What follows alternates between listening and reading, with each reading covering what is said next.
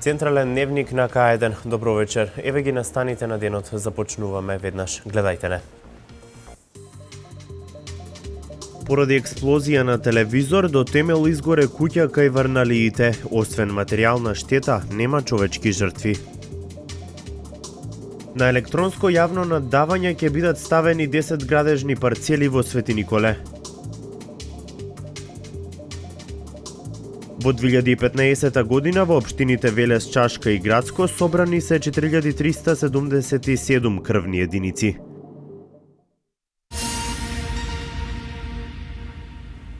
Поради експлозија на телевизор до темел изгоре куќа кај варналиите во Велес. Освен материјална штета, нема човечки жртви. Според исказите на очевидците, жена на околу 70 годишна возраст била во куќата за време на пожарот, но успеала да избега.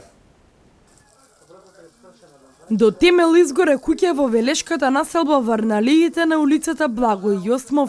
Пожарот избувнал околу пладне во домот на жена на околу 70 годишна возраст.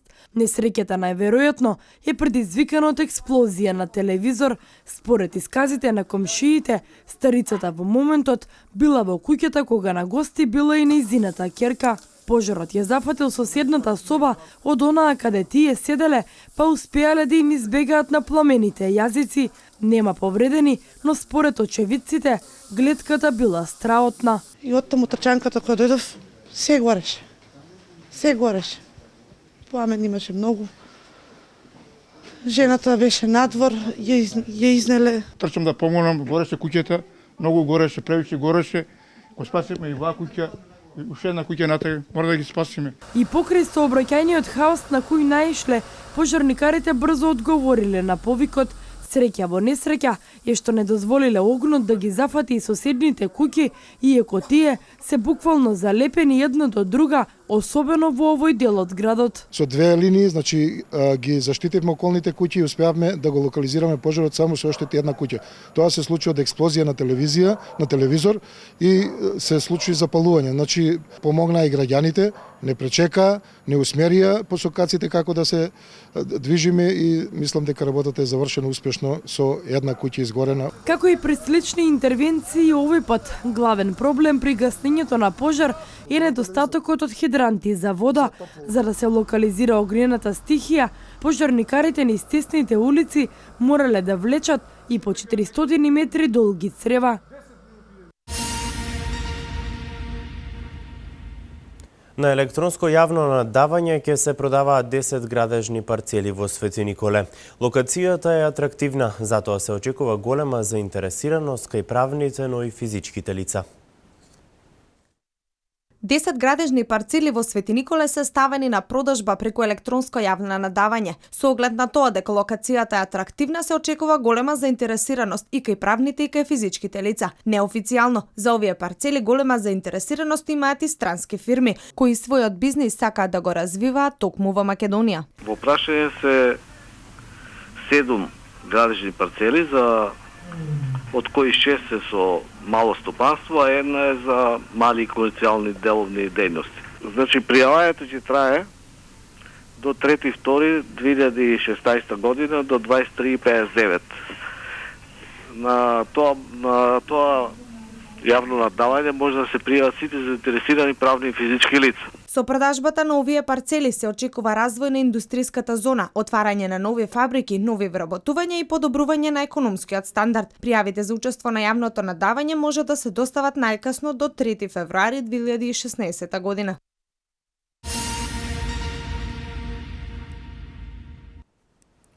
Се поплочуваат улици во општина Росуман. Локалната самоуправа соопшти дека по празниците продолжува градежната сезона и комуналната изградба. Истовремено се градат и тротоари на неколку улици во Росуман и во селото Сирково.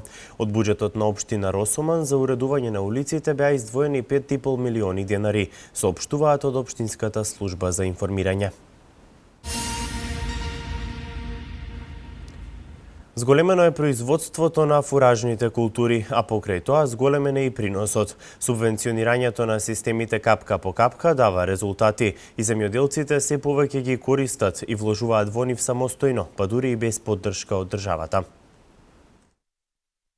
Забележан е пораст на површините под фуражни култури. Освен тоа, зголемен е и приносот. Производството на фуражната пченка, која се користи за добиточна храна, е зголемен на 26.000 тони или за 42% во споредба со претходните години. За 26% се зголемени површините под оваа култура, додека приносите се зголемени за 13%.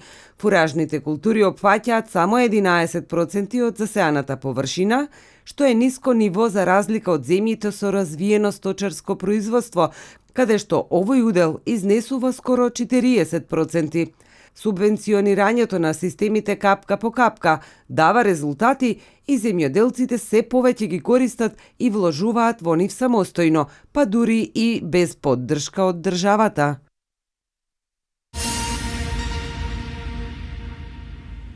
Премиерот Никола Груевски денеска изврши увид во градежните работи во близина на наплатната станица Романовце. 18,7 милиони евра чини инвестицијата за изградба и инсталација на електронски систем за наплата на патарини во Македонија. Премиерот Никола Груевски денеска во близина на наплатната рампа Романовце изврши увид во градежните работи за реализација на проектот за изградба и инсталација на електронски систем за наплата на патарини во Република Македонија. 18,7 милиони евра, толку чини целата инвестиција. Вкупната инвестиција на проектот изнесува 18 милиона и 700 илјади евра, од кои 2 милиона и 800 илјади евра се обезбедени од буџетот на Република Македонија, а преостанатите средства се обезбедени со поддршка од Европската банка за обнова и развој. Во проектот е предвидено новата локација да биде во близина на сегашната на наплатните станици Романовци и Градско, пошто ќе следи и нивно проширување од постоечките 5 на 10 сообраќајни ленти, изградба на 2 нови наплатни станици во Демир Капија и Гевгелија, како и реконструкција, проширување и модернизација на 3 постоечки наплатни станици на коридорот 10 во Петровец, Сопот и Отовица. Со овој проект предвидена инсталација на опрема со која ќе се овозможи електронска наплата на патарините. Ќе се забрза протокот на возила. Ќе се намалат гужвите и застојот на патиштата. Ќе се зголеми ефикасноста на наплатата на патарината и ќе се минимизираат злоупотребите и одговорноста на човечкиот фактор, што беше честа појава во минатото. Патарините ќе се поминуваат на два начина, со купување на припет или постпет електронски уред, со кој возилата нема да имаат потреба воопшто да застануваат на патарината, туку при нивното приближување наплатата автоматски ќе се евидентира во нивните електронски уреди. Вториот начин ќе биде со користење на припети или постпет картички кои возачите ќе ги евидентираат на електронските читачи на патарините. Картичките ќе можат првично да се купуваат пред патарините, а подоцна и низ другата продажна мрежа и ќе може лесно да се надополнуваат, појасни Груевски. Трошоците за живот лани во однос на 2014 година намалени за 0,3%, а цените на мало за 1,3%, известува Државниот завод за статистика. Според Државниот завод за статистика, трошоците за живот лани во однос на 2014 година биле пониски за 0,3%, а цените на мало за 1,3%. Намалување е забележано во групите транспорт за 9% и комуникации за 4,9%, додека пораст има кај алкохолни пијалаци, тутун за 5,4%, мебел 2, здравје за 1,5%, домување, вода, електрика, газ и други горива за 1,1%, облека и обувки за 0,4%. Намалување исто така е забележано во групите индустријско непрехранбени производи за 3,4% и услуги за 0,7%, а пораст кај земјоделски производи за 3,3% и пијалаци за 0,6%. За разлика од декември месец 2014 година, трошоците на живот во декември 2015 година се намалени за 0,3%, а цените на мало за 0,4%. Од Државниот завод за статистика информираат дека намалување намалувањето се должи на пониските индекси на овошјето за 6,1%, рибата за 2,1%, месото, свежото млеко и сувото овоше за 0,3%. Намалување на трошоците на живот е забележано и болничките услуги за 7,6%, лековите за 1,6% и гасот за домаќинства за 0,3%. Пораст на трошоците пак има ке јајцата за 1,1%, месо и зеленчук за 0,7% и другите млечни производи, шеќерот, джемот, медот, чоколадата и кондиторските производи за 0,3%. Лебот и житариците, сувомеснатите производи и преработките од млеко за 0,2%. Поголеми се трошоците и ки услугите за сместување за 15,3%, паќе туристичките аранжмани за 6,9%, авионскиот превоз на патници за 6% и стоматолошките услуги за 0,9%.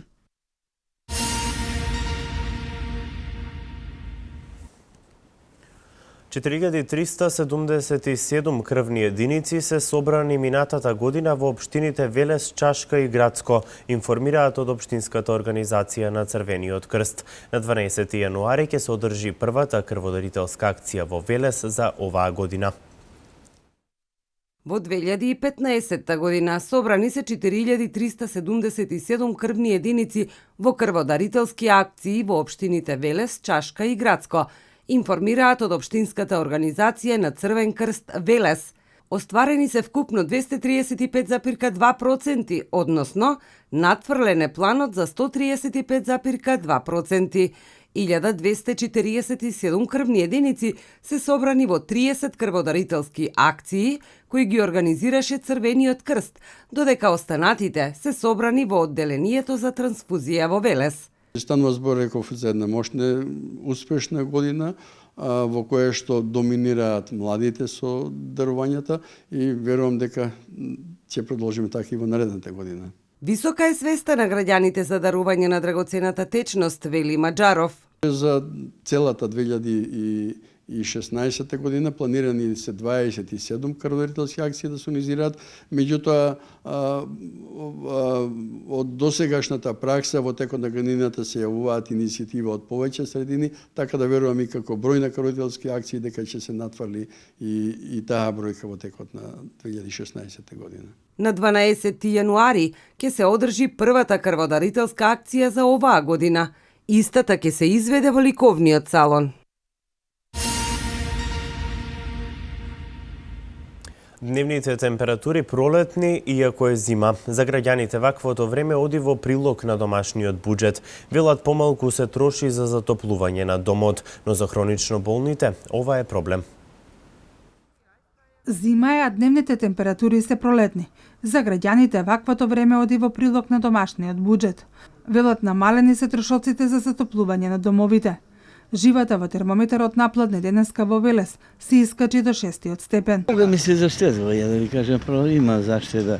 Шо ми е топло време се заштедува спрема мене. Заштедата е стварно нешто до некаде до 10% заштедуваме од тоа. Меѓу другото здравјето си го губиме 99%. Од една страна допринесува, од друга страна па болести испаѓаат, кога ќе видиш испаѓа као да едно се заштитуваме, од друго па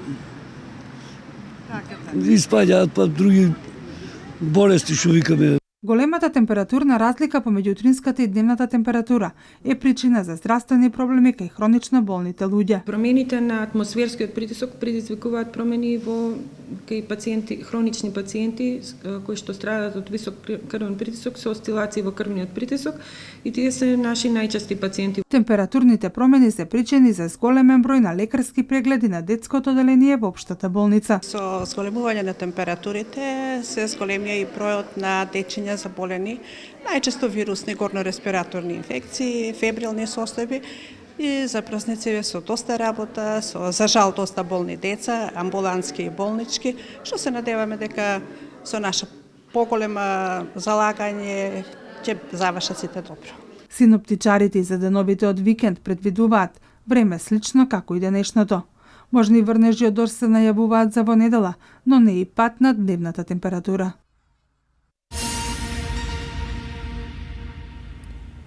Игралната во детското оделение на Велешката болница доби нови играчки. Тие се донација на балетското студио Анабела.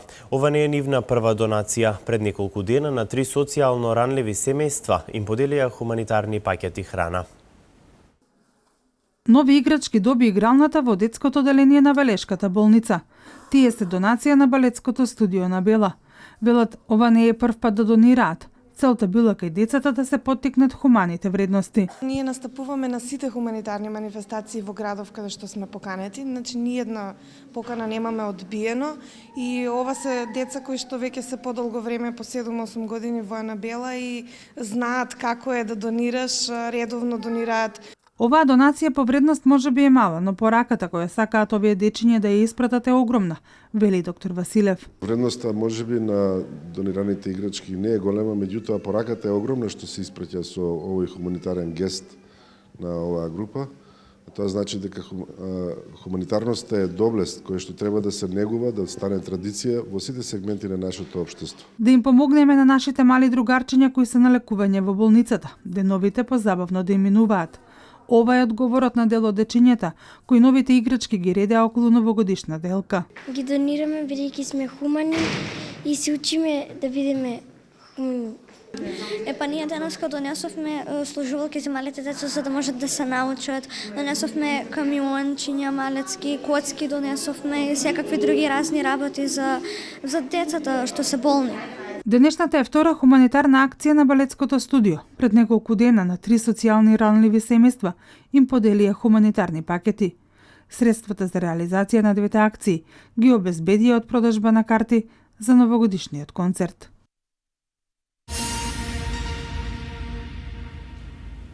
Градоначалникот Александар Панов организираше прием за вработени кои на 31 декември за време на новогодишната вечер беа на работа во полицијата, Општата болница Кавадарци, брзата помош и територијалната противпожарна единица.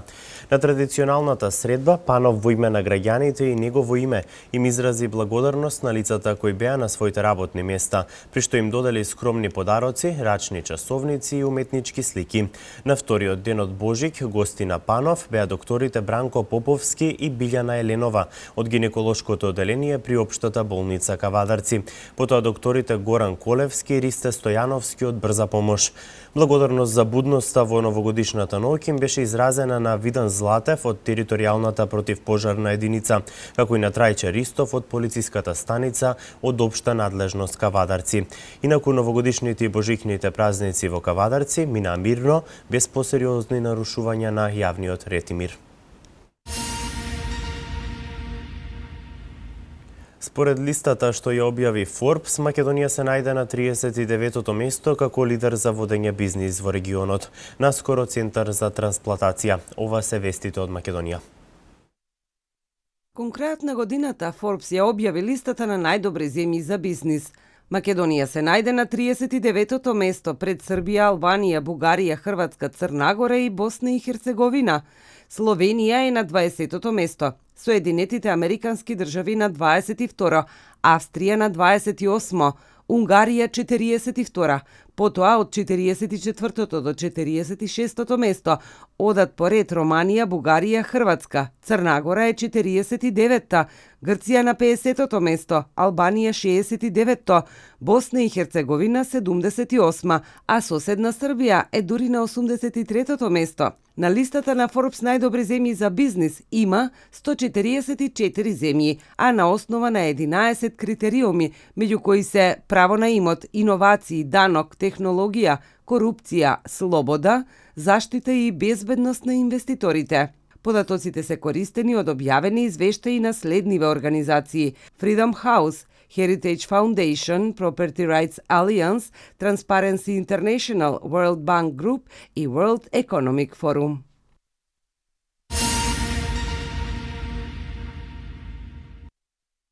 Трансплантации на бубрек, срце и црн дроб отсека ќе се вршат и во Македонија. На последната седница на владата прифатен е законот за формирање центар за трансплантација кој е испратен и до парламентот. Македонија наскоро ќе добие центар за трансплантација кој ќе биде сместен во градската општа болница 8 септември. Таму ќе се вршат најсложени трансплантации на органи и ткива и најсложени хируршки зафати. Клиниката за трансплантација предвидено е да има хируршки одел, одел за анестезија, лабораторија, хоспитален дел и одел за радиологија. За отпочнување со работа на центарот и неговите потреби предвиден е буџет од над 1 милион евра, обелодени денес премиерот Никола Груевски. Ваков тип на клиники постојат во повеќе европски и светски земји, како Англија, Франција и Израел. Клиниката во Македонија ќе изведува врвна медицина и со неа ќе може да раководат членови на МАНУ, врвни и искусни експерти, доктори и научници, а ќе биде ангажиран и млад кадар кој ќе соработува со афирмирани експерти од странски центри.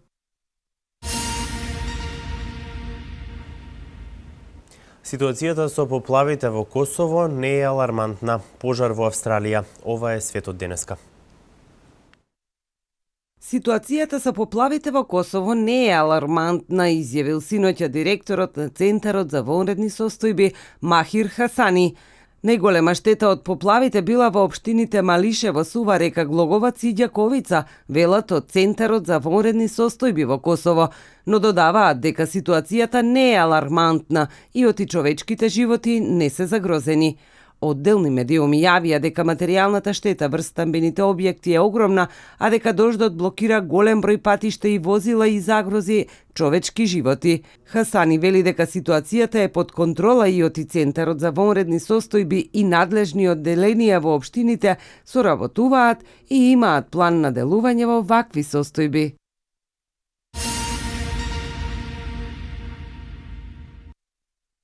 Големиот шумски пожар што избувна во поширокиот реон на Перт во Западна Австралија го опустоши малиот град Јарлоп, јавуваат домашните медиуми. Според локалната полиција, 3 лица се водат како исчезнати. Ветерот што дувал во текот на ноќта со брзина од 60 км на час го распалил огнот и го забрзал неговото ширење по огнената стихија. Уништила повеќе делови од местото, вклучувајќи и повеќе јавни згради и објекти. Сведоци од соседните населени места изјавиле дека гледале како огнените пламени достигнуваат до 50 метри височина. Представник на противпожарната служба изјавил дека огнот бил толку силен, а пожарот се движел со таква брзина што пожарникарите останале без можност да интервенираат. Тој објаснил дека 4 пожарникари се повредени, а едно возило за гасење е уништено. Жителите на Јарлоп изјавиле за австралиската телевизија дека стравуваат оти од нивното место нема ништо да остане и дека тоа се соочува со закана целосно да биде избришано од картата.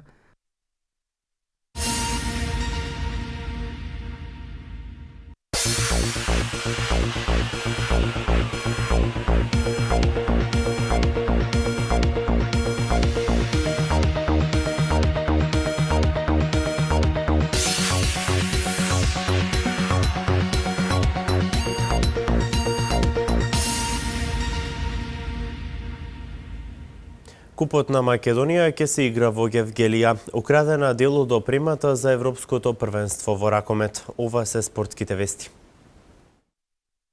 Клубот кој минатата година беше елиминиран од работнички во финалето, сега ќе биде организатор на завршниот турнир за државниот куп кој ќе се одржи во салата 26 април.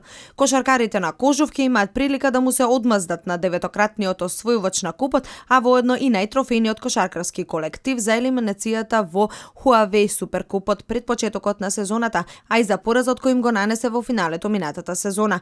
На купот ќе настапат 8 прволигашки екипи во машка конкуренција и 4 најдобро пласирани во првиот дел на првенството во женска конкуренција.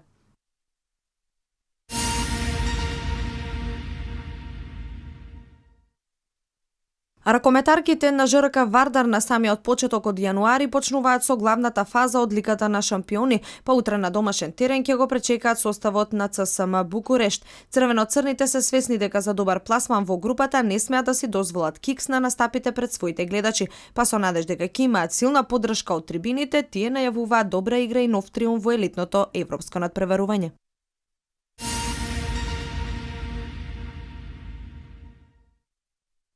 Македонските ракометари полни самодоверба по квалитетните настапи на тест дуелите во Словенија се вратија во нашата земја, продолжувајќи со подготовките за настапот на Европското првенство во Полска.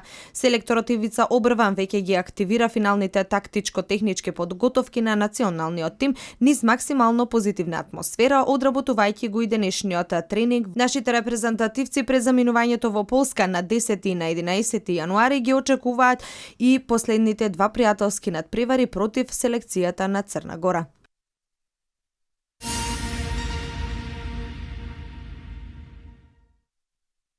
Во денешниот грабеж во просториите на Ракометната федерација на Македонија биле украдени и дел од опремата што нашите ракометари и стручниот штаб треба да ја носат на престојното Европско првенство во Полска. Целокупната опрема била донесена во Ракометната федерација, додека националниот тим се наоѓаше во Словенија, а истата требало да биде поделена меѓу ракометарите при повторниот собир и почетокот на тренинзите. За жал, при упадот во просториите на Ракометната федерација на Македонија, покрај украдените лаптопи, пехари и медали, кратците одзели дел од опремата. Станува збор за мал дел, но со оглед на фактот дека селекцијата ќе тргне за Полска за 5 дена, јасно е дека ова представува нов и сосема неочекуван проблем за Ракометната куќа на Македонија. На украдените лаптопи се наоѓала и целокупната логистичка подготовка за престојното патување во Полска, што представува проблем повеќе непосредно пред поаѓањето за Краков.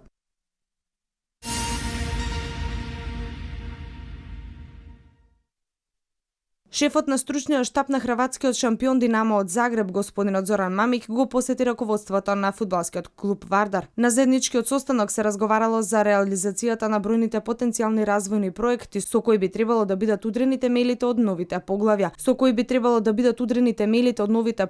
во историјата на односот меѓу двата клуба. Во текот на посетата представниците од двата клуба го посетија и Вардаровиот тренинг камп во населбата Хиподром, а беше изразена и взаемна поддршка за остварување на идејата за организирање на регионалната Балканска лига, проект кој несомнено со нетрпение го очекуваат сите искрени влюбеници во фудбалската игра на Балканот.